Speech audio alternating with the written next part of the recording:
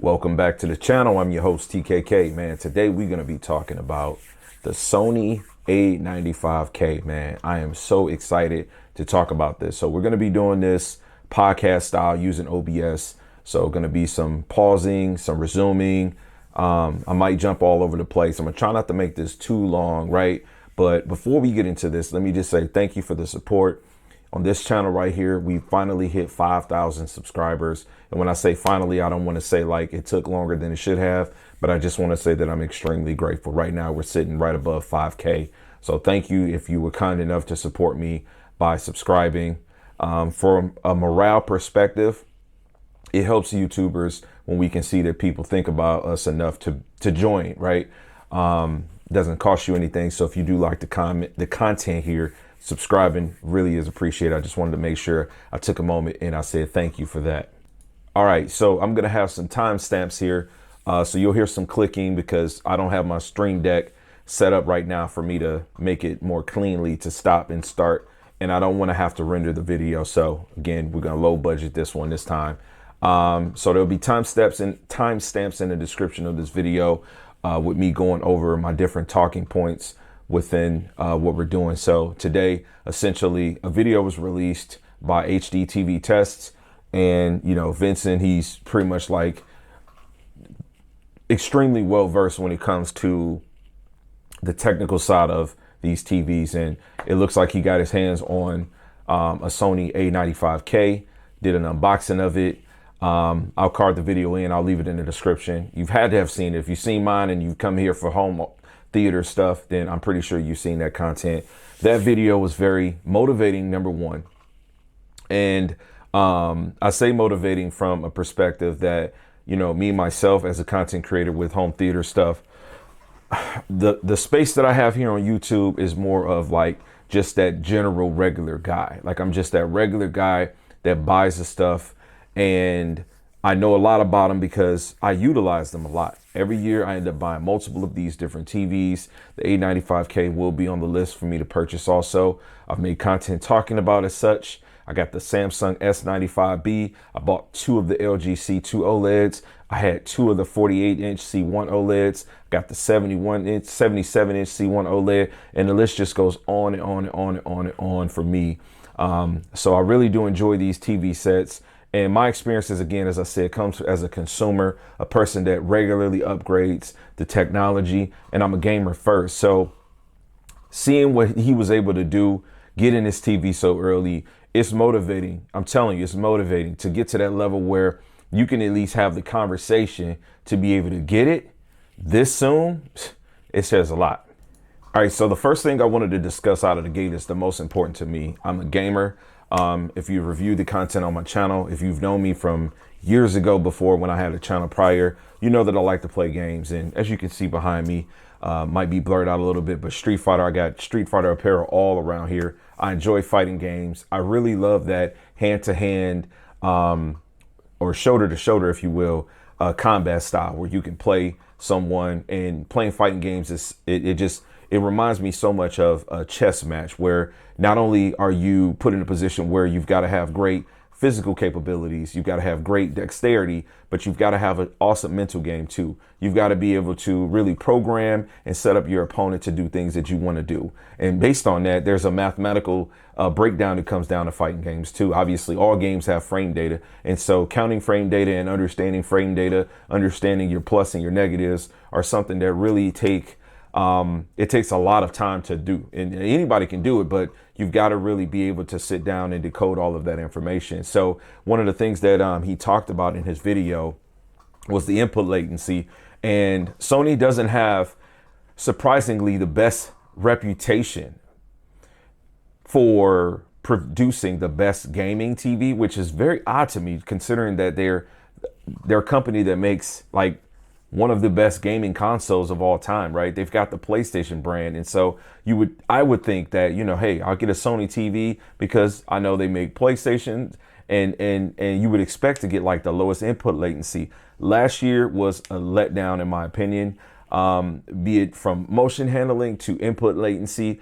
It's just something that I'm extremely sensitive to. Now, although his testings do tell me that the input latency is definitely within competitive play. Like, the TVs are great. But 4K 60 does come in at about 16, 17 milliseconds of input latency, which is literally double what you're getting out of the best monitors on the planet. Like, what's in front of me right now comes in at about 4.8, 5 milliseconds, 5.1 milliseconds.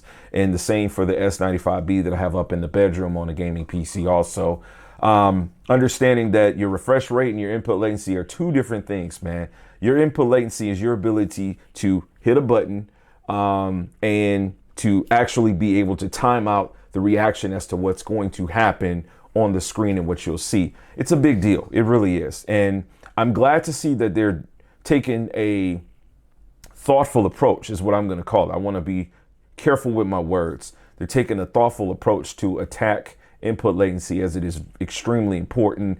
I do wish that it was lower, because the lower you can get, the better. And when you get used to playing on different displays, like clearly I have, you know, it makes it difficult out of the gate for me to say that, yeah, I'm gonna really enjoy that more. I am extremely sensitive to things like input latency.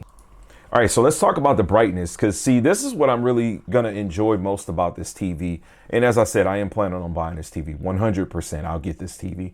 You know, I'm seeing in his video where he put the TV through some tests, and those tests showed that the Samsung does appear to be a little bit more brighter. And I think that's okay, because again, it's only going to be when this TV generally releases that we can truly see what qd-oled is, right? And I think it's similar to how when Panasonic and when Sony eventually, and now we have Vizio, you've got a few companies that do OLED TVs, like your traditional OLEDs. Up until then, it was only LG that we had to really go off of. It was LG, and it was whatever different iterations of OLEDs that LG had. You know, they have the A series, the C series, the G series, the B series. They've got these different iterations of these TVs, but it's all their spin. It's only until you get to a different company, a different manufacturer, that you get to see their picture processing technology. It's where you get to see what their game optimizer, if you will, looks like, and so forth. And so I'm really excited to see what that means in real time. This is going to be really good for a lot of YouTubers like myself, like some of the other guys that do the comparison videos, where we're able to see and look at the brightness, the peak illumination in real time of this TV, which, by the way, does have some form of a heat sink, which I'm glad he articulated the PC part. That's why I like this guy's channel, because he throws in these little hints about PC. Because when he started talking about the A95K having a heatsink, he was saying it's not like your traditional PC heatsink. That part, I was like, okay, this I like this guy. I'm getting excited. But yeah, so articulating how it does have a heatsink, which the S95B does not. It looks as though they are being Sony, still going to be conscious of making sure that this thing is not running at, I'm going to say, peak brightness. I'm trying to be careful with my words, but you guys get what I'm saying. Like, they're going to tone it down a little bit, it looks like, from what I gather from his video, possibly, to ensure that there is reliability for it down the line, okay? As I showed you guys recently, I did a video with my LG C9 OLED, and I just hit 13,000 hours. Well, we're almost at 13,000 hours. I do run that TV peak brightness, and obviously when you run it at peak brightness, you do run the chance of diminishing the life of the TV. The lifespan of the TV is not expected to be, you know, as long if you're running it at peak. So out of the gate, it just looks like Sony is just being extremely conscious of that. And to me, it tells me a lot, because Samsung has a reputation for having extremely bright TVs, which isn't a bad thing, especially if you live down south in the United States, or if you're in a part of the world where there's a ton of natural light, where the sun is just always illuminating aggressively.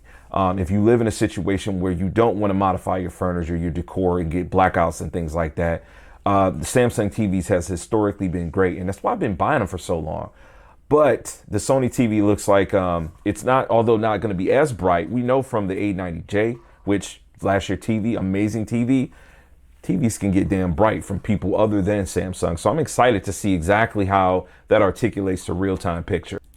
There's another video I want to reference, and I really don't want to go in depth on it, but it was talking about the Sony tax, and we all know that Sony TVs cost more. Their TVs typically end up coming out late. They end up come out later. They even end up releasing them later.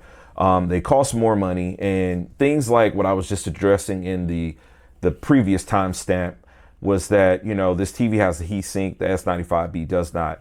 The S95B is going to be the only TV that you can really compare and reference this thing to. Obviously, there's going to be picture quality comparisons all on YouTube, going one TV versus the next. The S95B is the only other quantum dot. So the cost of this TV, we've got $3,000 for 55 inch and $4,000 for 65 inch. I don't think that it's too bad. The gap of the 10 inch for another $1,000 United States is not bad in my opinion. I'm actually considering a 65 inch of this TV, to be honest. I just put the C9 and I feel like a heel because I just made content literally yesterday about my C9, almost getting ready to hit 13,000 hours. And I'm going on and on and on about how I'm never going to get rid of this TV. And now I'm actually thinking about making the A95K, possibly in 65 inch, my bedroom TV, which is going to be crazy because I have the S95B in the bedroom too as a gaming TV. So that's going to be so damn player, man. Like, but this isn't a stunt video, but it's like, that's legitimately what I'm thinking. I'm thinking about putting this thing in my bedroom, and I'm thinking about watching a lot of TV in the bedroom from that distance. It just works really well. I don't see myself replacing the 77 inch. We already talked about that. And I'm also thinking about doing a larger TV and replacing my C1 OLED, but the cost of the TV, I think, is worth it.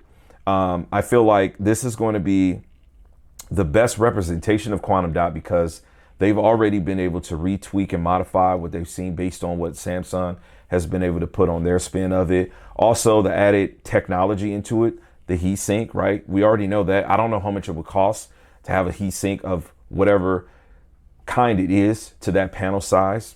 You got to factor in those tax of the different hardware they actually put into it. Some of the disappointing things that I don't like with the cost, obviously we don't get 4 HDMIs that's going to give you the full 48 gigabit. That's disappointing. There's no way to wrap my head around that. It's just absolutely disappointing considering Sony, from what I've seen, don't even make a receiver that gives you all HDMIs that are 2.1 for 48 gig. It's not like having the one that's an ARC could lead to you adding on what they have, right? Maybe the thought is that you'd buy into one of their premium sound bars.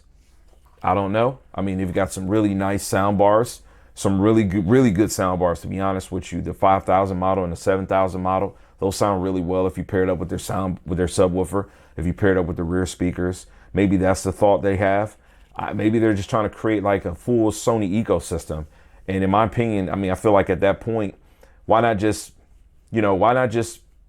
have the sack to really just go all in and say, hey, I'm only going to give you 2 ports.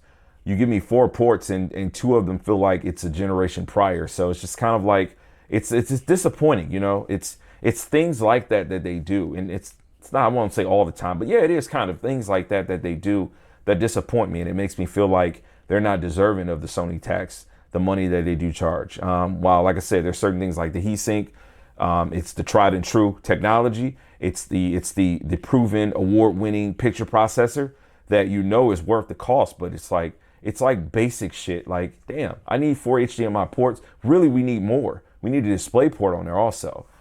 Give me those things and give me enough of those things, but no, they're going to give you 2. So I don't know, gift and curse with the cost. Another interesting thing that was tested in Vincent's video was the 144 hertz. I wish I had the TV because I would certainly be testing it now. He said he tested it, but you know, it didn't look to be really consistent. So we'll have to wait until his review comes out. He's probably going to have his review out by the time, you know, we can all actually go and purchase the TV, which is going to be cool. It sucks for content creators. I'm gonna be honest with you, because he's really going to have that push on it. And so I'm glad that I'm personally not invested in buying TVs for the sole purpose of YouTube. But I have my own test that I'll be looking to run on it. My own input latency test that I'll be looking to do, you know, 1080p at QHD, because I didn't see him testing input latency on QHD. Like, those are the things that I like to know. If you're a PC gamer, you're going to want to know what QHD can do for you, especially from a competitive perspective. But again, the TV having the ability to do 144 hertz, I don't know if that's like a staple with the Samsung display of things, whether or not the actual UI and whatnot will allow you to actually run 144 hertz. If it's true and there's like no missed frames or whatnot, we'll just have to wait for his test to be able to see, because again, I'm sure that by the time he has his full review out, the TV will be available for us to purchase. All right, so in conclusion, all in all, I'm really excited about this. It's great to always see another company come out, especially with this innovative technology. 2022 has been a great year. I love everything that's been out. There's a lot of really, really good LED models, which me personally, I don't have any. I don't see myself buying any LED TVs. I will really stick that to just monitors. And right now I'm just kind of rocking a 32-inch curved MSI monitor on my Vulix clone cabinet. That's been good for me. Beyond that, anything that I'm going to really try to play games seriously on or watch TV on, it's going to be an OLED. At this present time, I do have a couple of monitors that do have an active G-Sync module, but LG's been so good to me with the G-Sync compatibility support, with the how low it activates to the maximum, that I've been pretty happy. And I haven't really felt the desire to go past 120, because realistically, even though I have the best gaming hardware, being a 3090 Ti with an i9-12900K, there's really no AAA titles that you can really push to the max with 4K beyond 120. And to be honest with you, even getting to 120 is really tough on a lot of games like God of War, games like Halo, games like the latest Tomb Raider, which by the way, came out years ago. Still really tough to push that. Not with using any of the super sampling or upscaling internal stuff, just running it raw. I like to run my games raw. And so everything that's come out so far has been just really good for me. The C2 has been an amazing upgrade with all those slight upgrades, but it's been great upgrades in the peak brightness over the C1. The S95B has just been amazing. It's been amazing. TV that I would definitely recommend. Definitely showing us what the future is going to look like. I'm sure we will look forward to seeing a lot of Samsung TVs having 144 hertz. I await that being officially supported. Once that becomes officially supported, I'm sure LG will come up with something where there'll be a G-Sync certified display where we can play games natively at 144 hertz without doing any kind of custom resolutions or things like that. But with this Sony TV, man, I'm really excited. I'm really excited to watch a lot of movies on it, to play some games on it. There's some games that I haven't played, like games that I bought that I just haven't played, that I'm really waiting to try on that TV. So probably we'll end up putting a PS5, an Xbox, or just borrowing one of the devices that I got in house to put in the bedroom for that. All in all, I'm excited. And so in conclusion, I just want to tell you guys, thank you again for the support. We are at 5,000 subscribers. Please leave comments. Let me know what you guys thought are. It is 3:34 p.m. I'm going to buy me a tripod right now as soon as I conclude this video, because I got some more content I want to shoot around my TVs since we're waiting on the A95K, as well as the Samsung S95B. It just got an update, so I want to try out the filmmaker mode. I'm going to get my Plex put onto the Fire Stick that's connected to it so I can watch some stuff, and then I can make some more content talking about that. I will catch you guys on the next one. Max love.